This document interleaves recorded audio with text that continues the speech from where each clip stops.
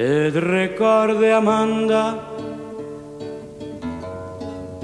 els carrers mullant-se, anant a la fàbrica allà on treballava Manuel. El somriu... El año pasado hicimos la primera marcha en memoria de la lucha obrera, coincidiendo con el 40 aniversario de la muerte a manos de las fuerzas franquistas, las fuerzas de 1973, de un trabajador en las chimeneas aquí presentes, de Manuel Fernández Márquez.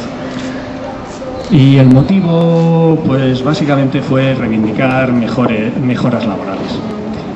Las cosas han cambiado afortunadamente, pero los tiempos nos llevan hasta donde nos llevan, ¿no?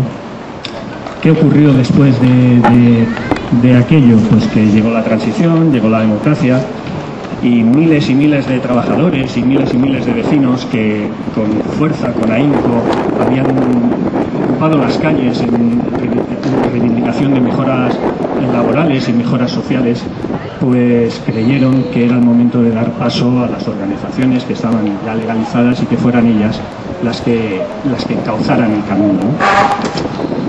Han pasado casi ya 40 años y cada uno tiene su visión de qué ha ocurrido en este tiempo, ¿no? Pero lo que creemos, al menos desde nuestra asociación, es que volvemos a tener la convicción que hay que volver a las calles. ¿Y por qué debemos ocuparlas, no? Para dejar claro que este nivel de desigualdad que nos parece intolerable, este nivel de desigualdad al que estamos llegando es absolutamente insostenible. Que la negación y ocultación de la realidad que hacen los grandes medios de comunicación es antidemocrática y contraria a la ética exigible a los mismos. Que los poderosos aportan a esta sociedad bastante menos de lo que se llevan. Que los mecanismos de reparto de renta de esta sociedad son absolutamente injustos y que deben cambiarse cuanto antes, para que la distribución de la renta y la retribución sea acorde a la renta media. No tiene sentido que haya esta desproporción cuando la renta media nos da lo que nos da y parece que somos lo que no somos. Hemos de decir basta ya a la pobreza extrema y a las necesidades básicas desatendidas cuando esta sociedad tiene recursos y está suficientemente estructurada como para que esto no ocurra. No debemos aceptar como imposible lo que es perfectamente posible. Es por lo que lucharon Manuel y sus compañeros. Y aunque nuestra sociedad ha cambiado mucho desde aquellos tiempos, lo que sigue siendo cierto es el primer párrafo del cartel anunciador de este acto, ¿no? Que hoy, como ayer, la clase obrera, sin distinción de su origen, lengua o cultura, sufre las consecuencias de una sociedad injusta y desigual. Bien, como decíamos antes, el año pasado fue nuestra asociación la que se lanzó a hacer la marcha, y de hecho nos lanzamos bien. Y una de las cosas que vimos es que hacer este tipo de actos en solitario es un sinsentido. Es un sinsentido porque hay los espacios en los que coincidimos con otras organizaciones, lo que debemos es estar con esas otras organizaciones. Hemos de estar con quienes no quieren que queden en el olvido los que lucharon por el bien de todos, los que ven en ellos un estímulo para mejorar este duro presente y mirar con esperanza al futuro. Cada asociación cada organización con su peculiaridad y diferencia, pero juntos en aquello que coincidimos. Ese es un norte al que pensamos contribuir con toda la fuerza. Para nosotros, como Alternativa Ciudadana Progresista, es un orgullo y una enormísima satisfacción estar junto a organizaciones como Subin, como PST, como Xarxa, que hoy nos acompañan y estamos convencidos que en el futuro todavía seremos más. Muchas gracias. Paso la paraula al company Lluís Orri del Subin. Jo vull ser molt breu. Simplement, fixeu-vos, estem en uns moments que de fa ja molt de temps sembla que una miqueta aquest poble sigui un poble d'idiotes, en què tot ens ho hagin regalat. I sembla que les llibertats democràtiques molt qüestionades en aquests moments, els drets econòmics i socials, avui en dia retallats i cada vegada més amenaçats sigui una concessió graciosa dels poderosos. I és molt important actes com aquest, reivindicant, i en concret la memòria del company Manuel Fernández Márquez, però que hem d'apostar al costat de molts altres companys i companyes que van donar el més important de qualsevol ésser humà, que és la vida, en la lluita contra la dictadura franquista i en la lluita per les llibertats. Ni la lluita contra la dictadura ni la construcció d'aquesta democràcia no ha estat obra dels sectors dominants d'aquesta societat, sinó que ha estat obra de milers i milers de dones i homes, de moltes ideologies, de moltes corrents de pensament que es van mobilitzar, que es van organitzar en moments molt més difícils que els actuals per poder fer realitat les llibertats que amb totes les dificultats en aquests moments encara seguim disfrutant i que hem de lluitar per conservar. Al costat de Fernández Márquez hem de recordar també el company Ruiz Villalba de la SER, hem de recordar els companys de la construcció de Granada, hem de recordar els companys de la Naval del Ferrol, hem de recordar a tants i tants companys que, com us deia, van perdre la vida, van perdre la llibertat perquè poguessin arribar on som.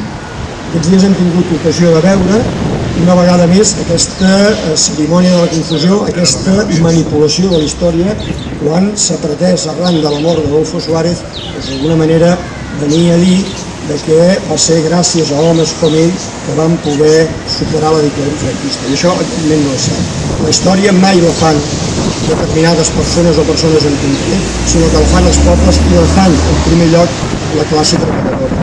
És important que la classe treballadora, igual que va ser l'element fonamental en la lluita per les llibertats, torni a recuperar el protagonisme, perquè també en aquests moments, davant de les actuals retallades, davant de la pèrdua de drets, davant d'una situació que des del punt de vista econòmic i social està tornant en els anys 40 i als anys 50, en una situació d'atur dramàtica, en una situació de precarietat, en una situació de misèria com hi ha en aquests moments i de precarietat econòmica, si no és amb la lluita organitzada de la classe obrera, a partir de totes les seves organitzacions, de la seva pluralitat organitzativa, ideològica, política i cultural, que es posa al capdavant, això, companyes i companys, no tindrà sortida. Ni tindrà sortida i tampoc no tindrà sortida perquè també es manipula la lluita per determinats drets, que són també drets molt legítims, com són els drets nacionals de Catalunya, que si no és al costat i si no és encapçalat amb l'hegemonia del que és la lluita de classe, la consciència de classe, la lluita pels drets econòmics i socials, la lluita per la transformació social, porta a un carreró sense sortida, porta a la divisió del poble de Catalunya i porta a l'enfrontament amb la resta de pobles d'Espanya, sense els quals, si no és amb la unitat entre tots aquests pobles, no podrem transformar la societat, una societat que està clar, que està demostrant i cal poc esforç per veure que si no superem, en definitiva, el capitalisme, si no transformem el capitalisme, no és possible ni la democràcia, ni la llibertat, ni la justícia social, ni els drets humans. Res més, companyes i companys, moltes gràcies per la vostra presència i manifestar-vos una vegada més el compromís del Subdiu per l'any proper tornar a estar aquí amb totes les organitzacions i amb moltes més per fer un acte encara més important que el d'avui. Gràcies.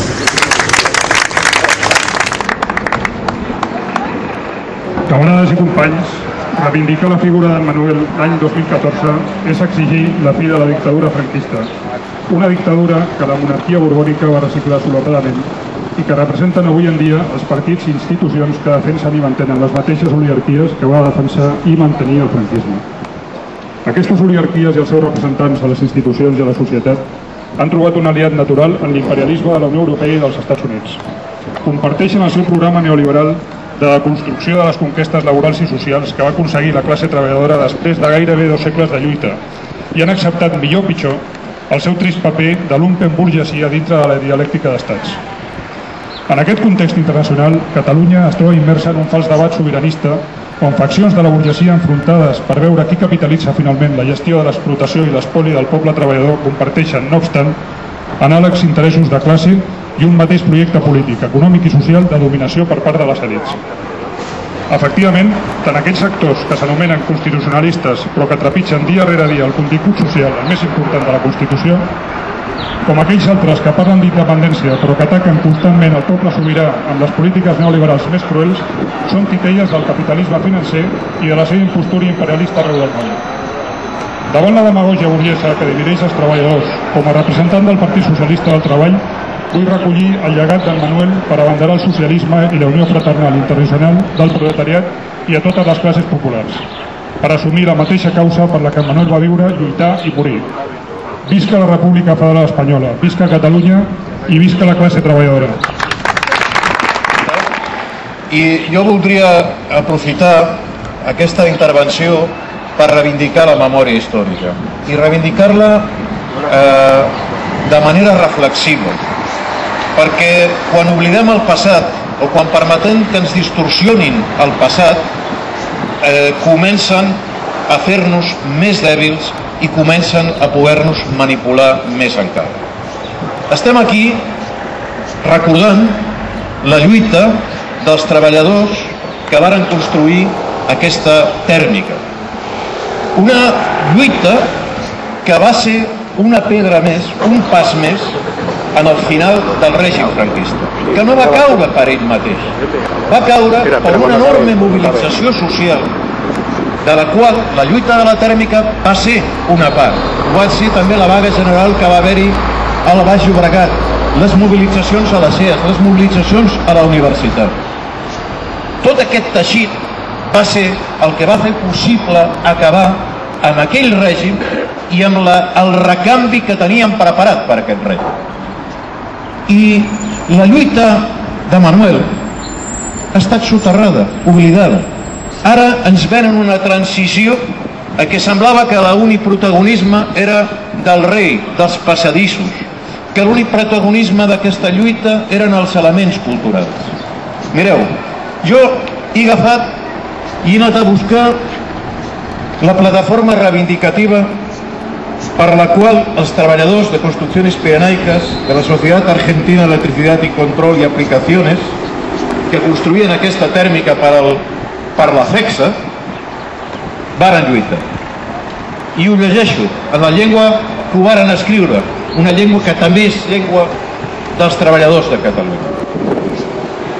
Las reivindicaciones son aumento igual para todos de 4.000 pesetas al mes, 40 horas semanales de trabajo de lunes a viernes en lugar de las 56. Pago del 100% del salario real en caso de enfermedad, accidente o jubilación. 3 pagas extraordinarias de acuerdo con el salario real. Contrato fijo a partir de los 15 días de trabajo. Anulación de los contratos firmados en blanco. Y la empresa debe abonar 500 pesetas mensuales de ayuda escolar para los hijos de 4 a 16 años. 30 días de vacaciones pagadas, botas de seguridad, vestuarios i dutxes en condicions. Per això la gent van tallar aquestes vies. Per això els 1.700 i pico de treballadors de la tèrmica van anar a la vaga. I van contribuir en la seva mobilització real per qüestions concretes a impulsar el canvi en aquest país. Ara se'ns vol fer obligar. Se'ns presenta una transició no feta de lluita social, sinó de protagonismes de grans líders, que alguns d'ells no se'ls veia en els carrers en aquells temps, ni en la lluita social. I aquell any van passar coses terribles. No només moria Manuel Márquez, moria també... Márquez moria a l'abril. Al setembre moriria Ciprián Martos, de la construcció, que és assassinat a Reus perquè la policia li obliga a veure's el còctel molotov que portava. Moria, al mes d'octubre, Victoriano Diego Gómez, mentre repartia octavetes a la fàbrica Casa de Madrid. També se'l tiroteja. I clar, aquesta és la història real que se'ns vol fer oblidar, que hem de reivindicar i que hem de saber explicar a les generacions actuals. Ara bé, segona qüestió. Aquesta memòria històrica no es pot convertir en una memòria rígida, de bolos cebolletes que expliquen que aquells partits, aquelles organitzacions que sacralitzen això com si fos el temps d'èpoques mítiques. Perquè han canviat tant les coses. I clar, jo buscava dades de l'any passat. I què ha passat l'any passat? Mireu, el 2013, front a desaucis de la policia, s'han suïcidat Francisco Lema Bretón, a Córdoba, 36 anys. 2 jubilats del municipi de Calvià, de 68 i 67 anys. Inocencia Lucha, del Masora, a Castelló, de 47 anys. I per desauci per impagament del lloguer, s'ha suïcidat un home de 55 anys a Alacant, a febrer del 2013, José Antonio Dieguez, de 50 anys a Bilbao, un altre home de 40 anys a Barcelona, treballador de TV3, i aquesta és la realitat del món d'avui. I continuen. No hi ha dades publicades i per això no us les porto del que ha passat aquest any, però ja n'han hagut unes quantes. I aquest any, per exemple, sabem que fa poques setmanes es matava amb bales de goma a 14 persones a Ceuta quan estaven en el mar. Sabem que en els centres d'internament de migrants mor gent. Sabem que la violència policial intenta amagar mobilitzacions massives de ciutadans, provocant a la gent, buscant que enormes manifestacions ciutadanes, al final l'única fotografia siguin els aldarulls que moltes vegades provoca la mateixa policia, per treure la foto en el telediari de la nit. Estem tan lluny d'aquell 1973? Probablement no. I probablement hem d'aprendre molt d'aquell passat per construir el present. Aprendre que les persones es mobilitzen per qüestions concretes, que les persones es mobilitzen per coses que uneixen els de baix i no coses que les separen. I que la gent, encara que també en 1973 es va amagar aquell fet, es va intentar que no sortís en els medis i sortia clandestinament a les fulles de comissions obreres que portaven el retrat que porta el company, que recordo haver repartit, jo tenia 14 anys, al meu barri d'Horta, que està allò, Besòs, molt amunt. I ens donava la sensació de que poc era allò, que poc era aquella difusió davant de la mort de les persones i davant d'aquelles lluites que estaven condemnades sempre a perdre. Doncs no. El 73, és veritat, teníem derrotes, però vàrem acumular forces. I vàrem acumular forces entre els de baix, unint els treballadors, buscant allò que els uneix i no allò que els divideix, buscant complicitats, buscant la fraternitat solidària, independentment de les llengües que parlem, independentment del nostre origen. El fet és que tenim plataformes salarials no tan diferents a la que havia el 1973 en aquesta tèrmica, que ens poden unir i que poden fer front a aquells que de veritat ens estan robant.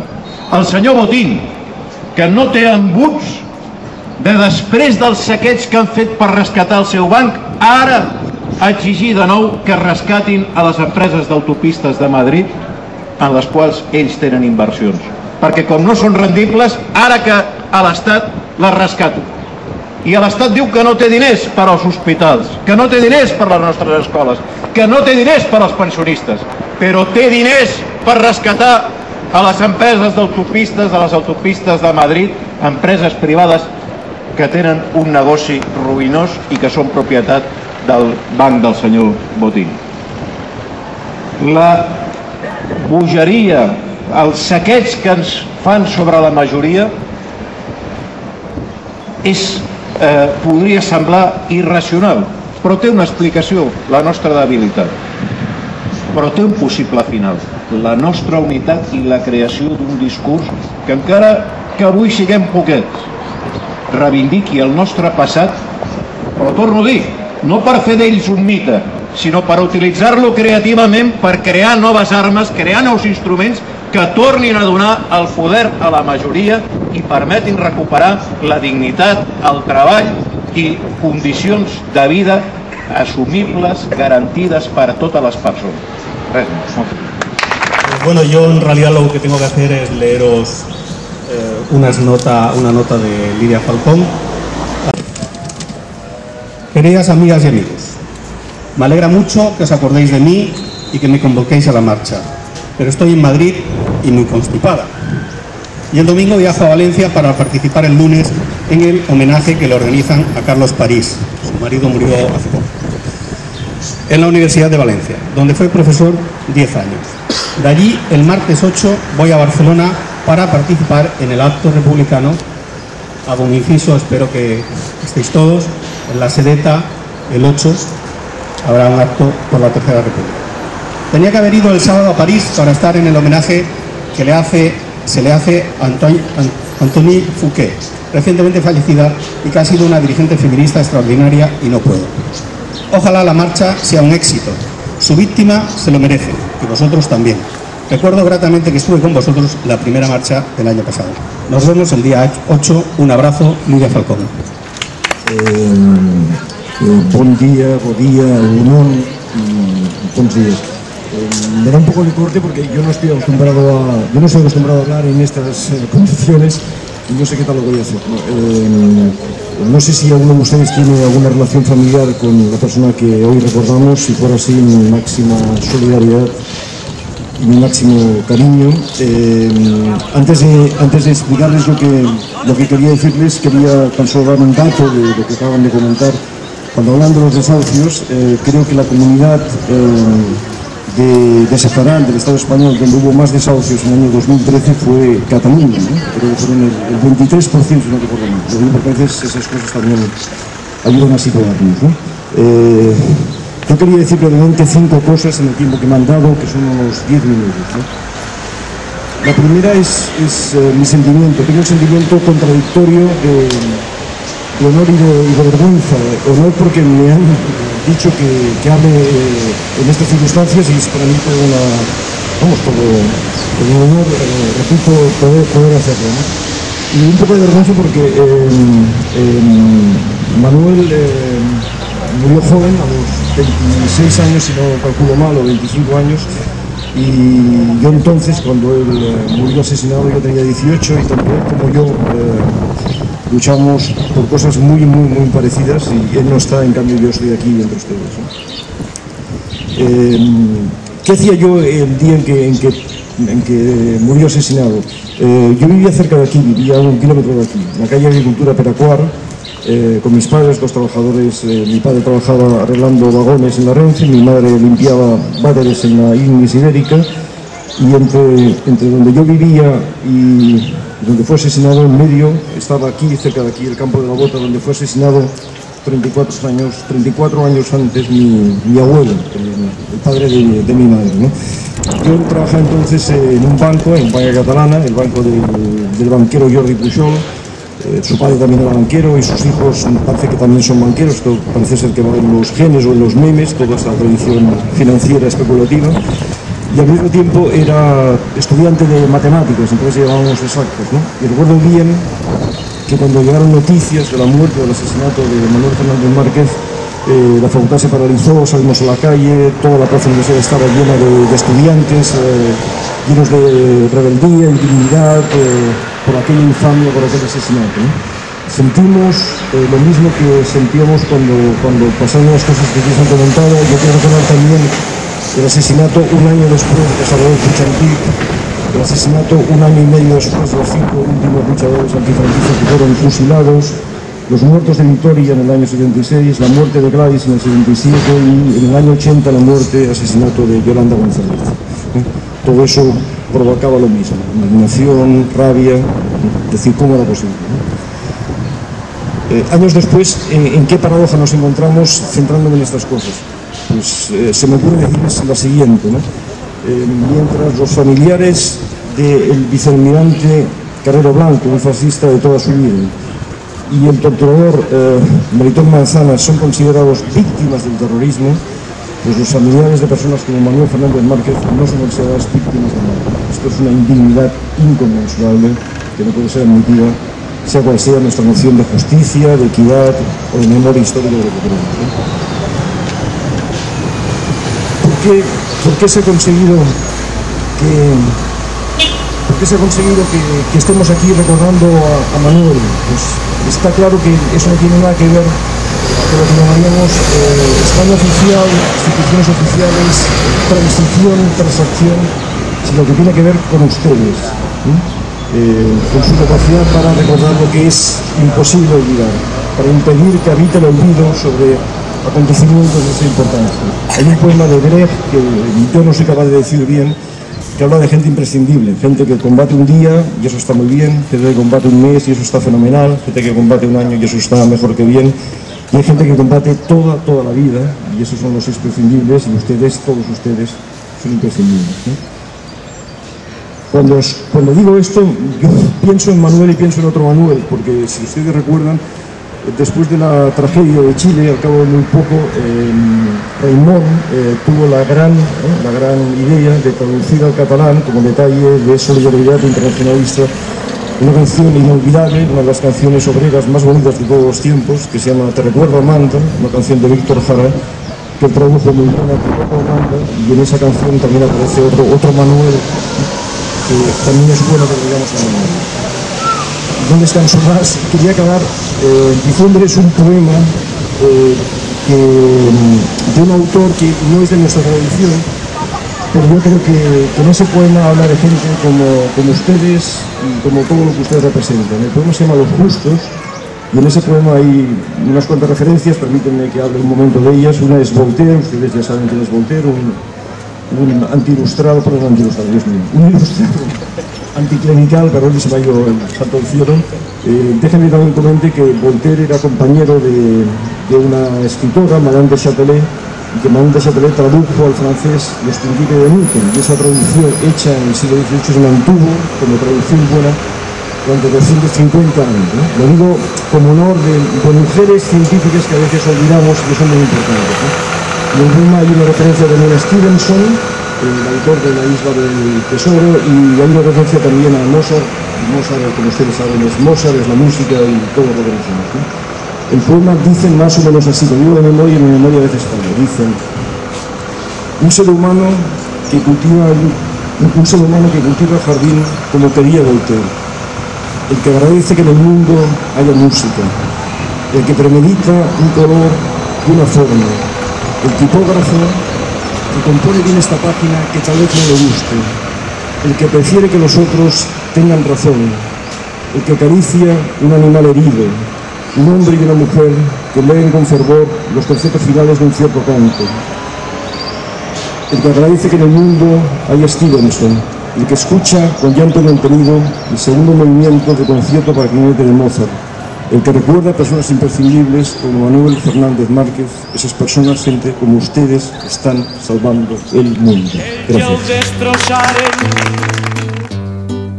Sona la sirena, torna a la feina, molts ja no tornarem, tampoc el Manuel. Et recorde, Amanda, els carrers mullant-se, anant a la fàbrica allà on treballava Manuel.